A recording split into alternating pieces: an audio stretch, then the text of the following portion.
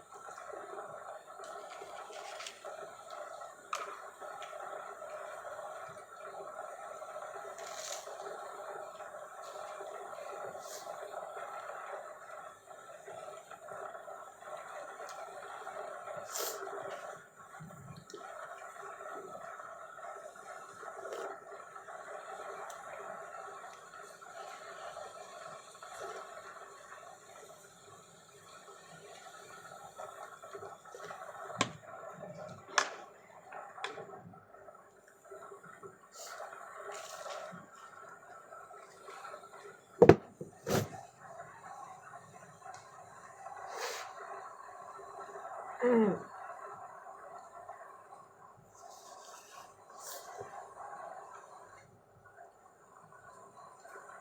Natrangkaso ako guys. Over fatigue. How many events last week? Back to back. Kaya yan, napala. Trangkaso. Humina ang immune system. Kaya kailangan natin sabaw guys.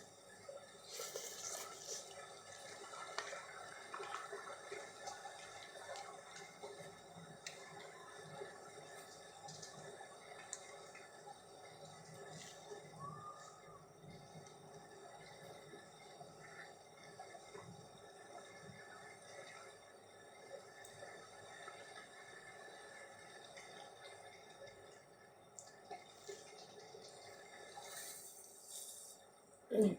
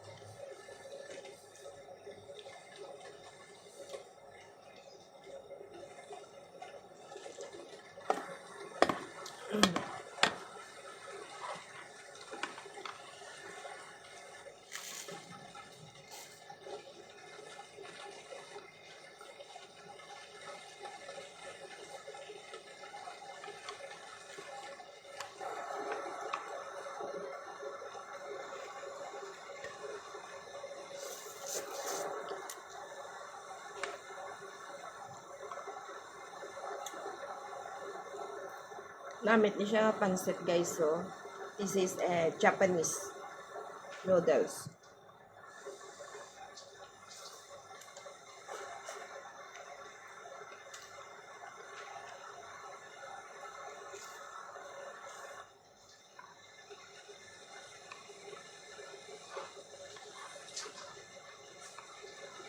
I used the soup, the leftover soup of our bok choy last night. Ito yung ginamit ko guys. Para dito sa sabaw. At least may lasa. Tapos nilagyan ko ng ilang peraso ng shrimp.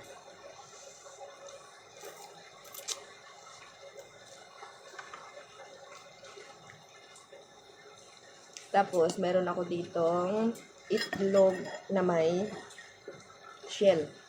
Ito.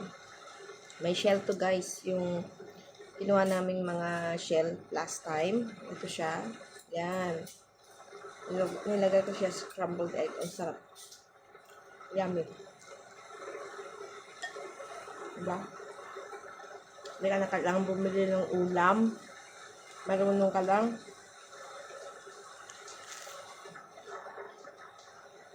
Tsaka bukas, mamingwit na naman kami guys. Abangan nyo yun. Naredy ko na doon yung hipon para sa pamingot namin kumain. I have it. It's shrimp. Salted shrimp.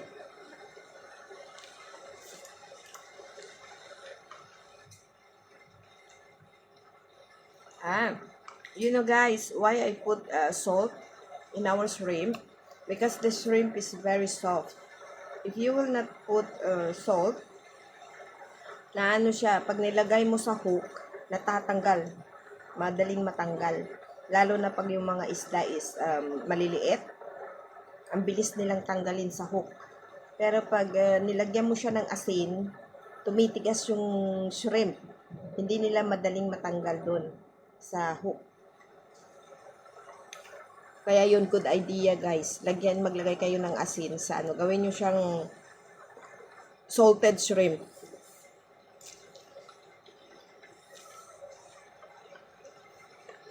Ang tawag sa atin yung buro.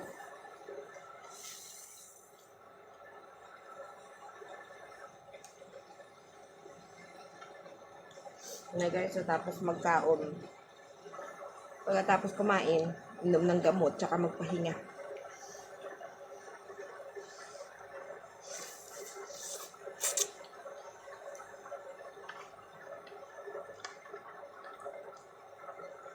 Kasi kanina pa ako nagugutom guys. Uminom ako ng gamot. Hindi ako kumain. Kaya parang nanginginig yung kalamnan ko. So right after na appointment ko sa doktor, pag uwi ito, naisipan kong mag-noodles kasi may natira kaming sabaw ng batchoy last night. So ito yung ginamit ko. Nilagyan ko na lang siya ng ilang piraso ng shrimp para may lasa.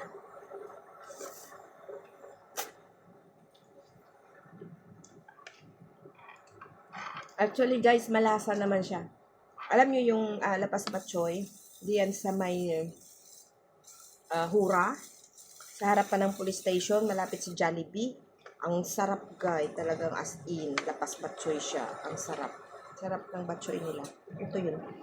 Pero actually, yung pansit hindi na. Yung pansit is, binili ko to siya ng dry. Masarap. Pakita ko sa inyo guys.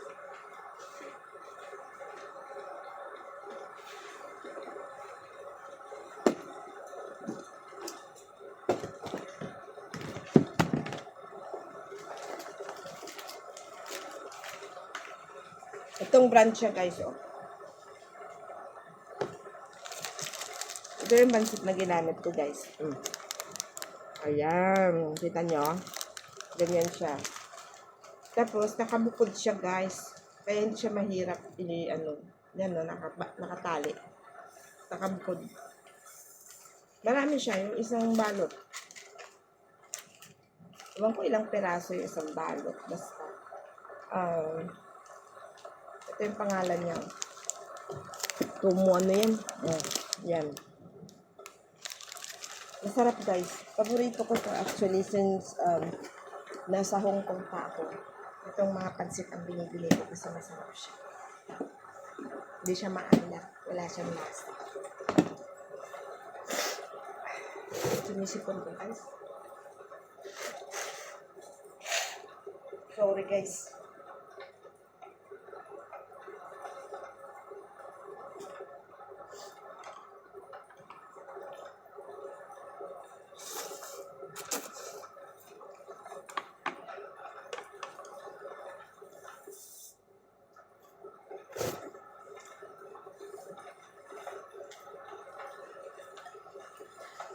Actually guys, mahilig ako sa soup, noodles.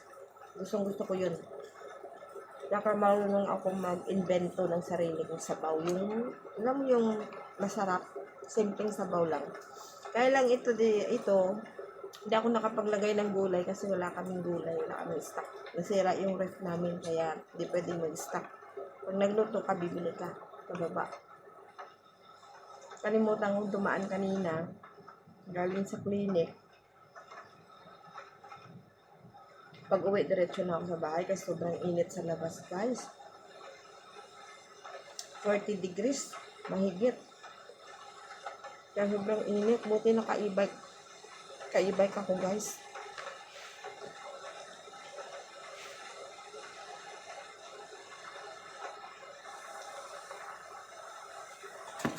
Alam niyo guys, yung iba hindi kinakain to sa tinapay.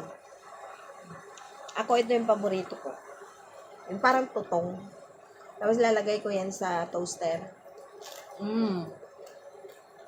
Yan. Paborito ko to guys. Yung mga crumbs ng bread. Favorite ko yan. Hindi man siya maitim, di ba? Yung pinakadulo ng tinapay. Di ba yung slice nila? Ito yung pinakadulo. Sarap. Lalo na pag na-toast na siya, mainit-init pa kainin.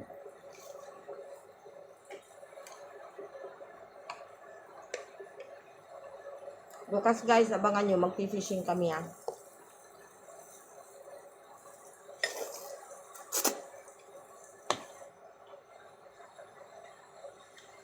Sarap mamingwit dito. Pero sana pag nag-fishing kami bukas, wala nang walang bombahan, walang lumilipad na lumilipad na missile sa taas. Kasi usually yung alis namin pag nag-fishing kami, kasi nga summer guys dito sa Bahrain. So, pag umaalis kami dito is 4 o'clock ng madaling araw. So, yung nagliliparan yung mga missile galing ng Iran is 4 o'clock. Kanina nga, na oras yun? 5 o'clock na yata yun, past. Yung nagsiliparan yung missile nila, malapit lang dito sa amin guys. Nasa likuran lang guys. Nakikita pa nga namin nung na-intercept nila is nakita pa namin yung usok. Ang itim. As in. Nandyan lang sa likuran namin.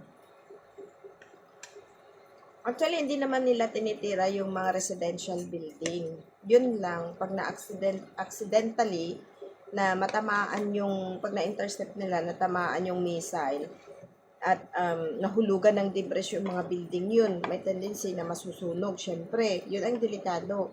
Lalo na kami is naandito kami sa rooftop at saka hindi naman to kagandahan ng bahay namin. Lang siya, lumang building. Kaya, alert din kami. Pag nagsirin na yung ang cellphone namin is lumalabas kaming lahat doon sa terrace. Tinitignan namin. At least guys, pag nandoon kami, in case na nakita namin malapit lang sa amin yung mahuhulog yung mga at least makababa kami sa baba.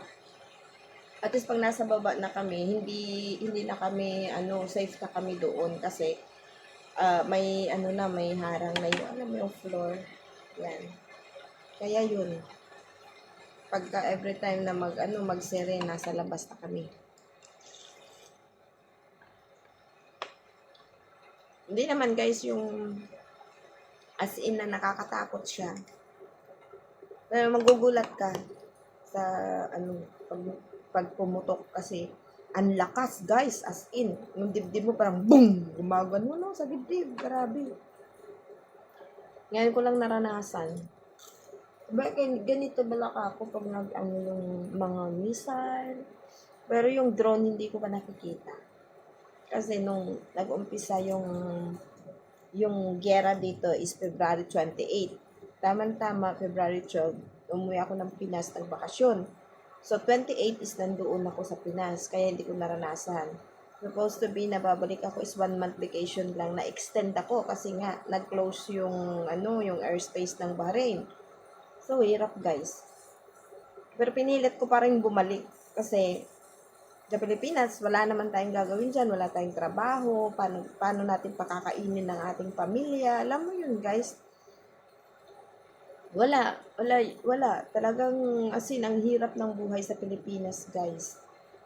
Kaya halos lahat ng mga Pilipino is gustong mag-ibang bansa. Gawa nga na pag nasa Pilipinas ka, wala. Mahirap ang buhay as in.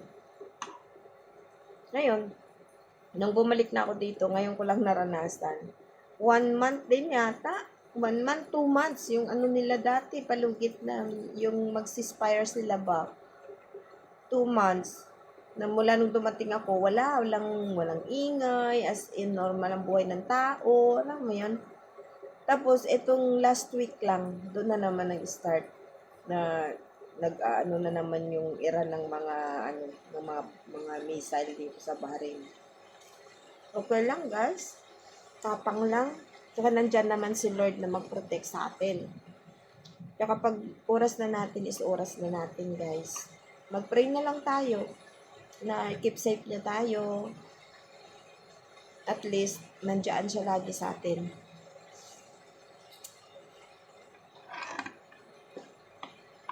Tingnan nyo guys ang hipon dito. Ang lalaki, ano? Ayan. Lalaki ng hipon dito guys. Hindi pa yan kasi hindi pa season. At saka dito guys, meron silang month na bawal manghuli ng crabs at saka shrimp. Bawal din magbenta. Kasi parang yun ang season na nangingitlog yung yung shrimp tsaka yung yung tawag dito, yung crabs.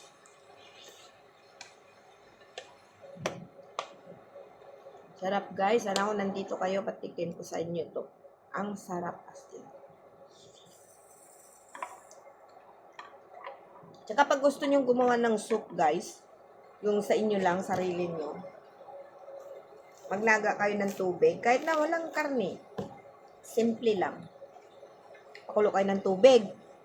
Lagyan nyo ng chicken broth or yung chicken cubes. Or anong gusto nyo, beef, pwede rin. Or pag vegetarian kayo, pwede rin yung vegetable. Yung alam nyo, yung ano lang, yung broth lang.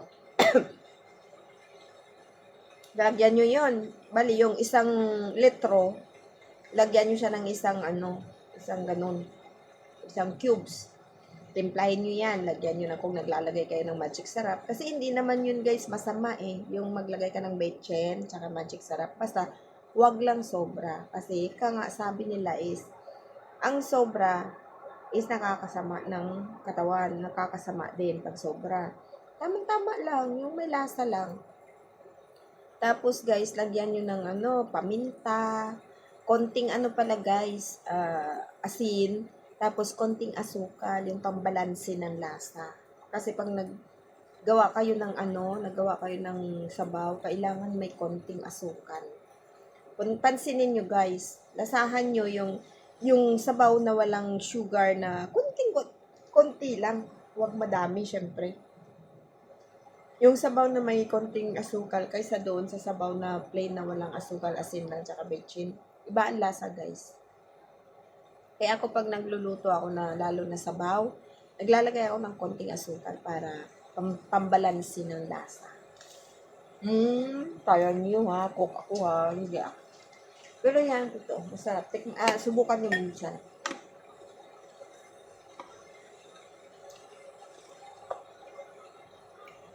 Sarap guys. Tapos pala yung sabaw nyo, pakulo kayo ng itlog. Or kung ayaw nyo ng boiled egg, pwede rin yung boiled egg. Pagluto na yung sabaw nyo, nagtimpla na lahat, nandun na yung noodles, nandun na, basta. Iwain nyo yung boiled egg. Lagay nyo doon sa taas. Or, pwede rin na kung ayaw nyo yung boiled egg, pwede rin yung itlog na buo. Basagin nyo yun, ihulog nyo lang doon habang nakulo pa siya, tapos patay nyo yung apoy. Huwag nyo masyadong lutuin yung itlog kasi malinamnam yun pagka nabasag siya doon, na fresh siya, nabasag siya doon sa sabaw at sa. Try nyo minsan. Hindi man ako expert, pero masarap. Yung bukas sabi ko kahit may sakit, mamingwit. Kasi nakakatanggal ng stress, guys. Lalo marami kang iniisip.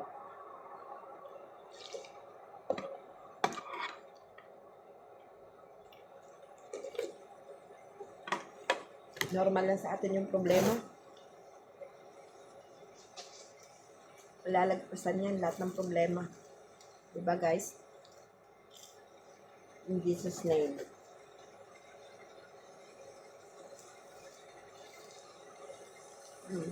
Tikman yun. Tingnan nyo. Sarap na sarap ako dito. Basta ako pag kumain, yung tinapay, yung mga crabs nun, yung iba, yung crabs, yung gilid, di ba tinatapon nila yon? Hindi ko yung tinatapon. Nakain ko yun, guys. Gusto ko yun. I love it.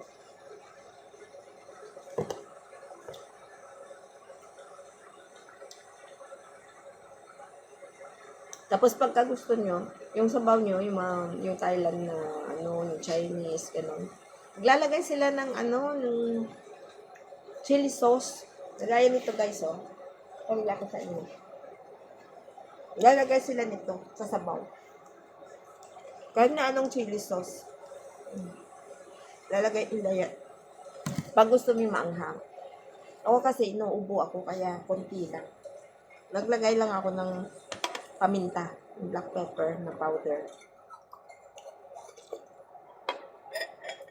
Kasi pag sobra, guys, maano rin sa lalamunan. Makaubuhin ako. Yan, meron pang nalit na atay kagabi. Atay ng baka. Kasi doon, guys, sa Lapas Batchoy na yan, sinasabi ko sa inyo, halal doon.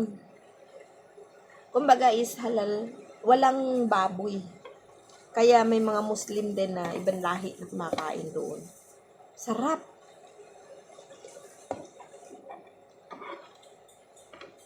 Tapos yung super batchoy nila, 3 na kayong pwedeng kumain, 3, 4. Pag mga babae, pwede kayong 4. Ang laki ng bowl.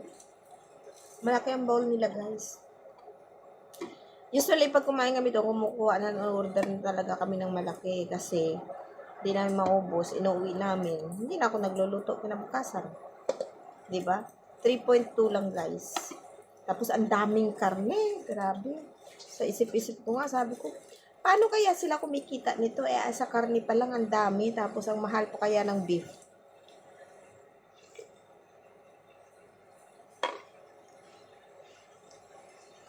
Kaya lang kasi, syempre, gusto nilang maghakot ng nila. Gusto nila. Tsaka, ang pambabait pa ng mga, nila doon, staff nila doon. Talaga, aasikasuhin kanila. Subukan nyo, guys, Hura. Harapan ng police station sa Hura. Dito sa Gudaybia.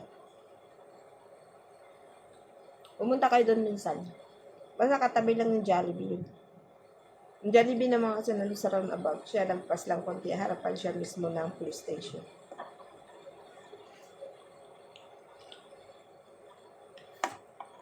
Nakain ka man ng baboy o hindi, pwede kang kumain doon kasi halal yung pagkain nila. Only chicken, beef, ganun lang sila.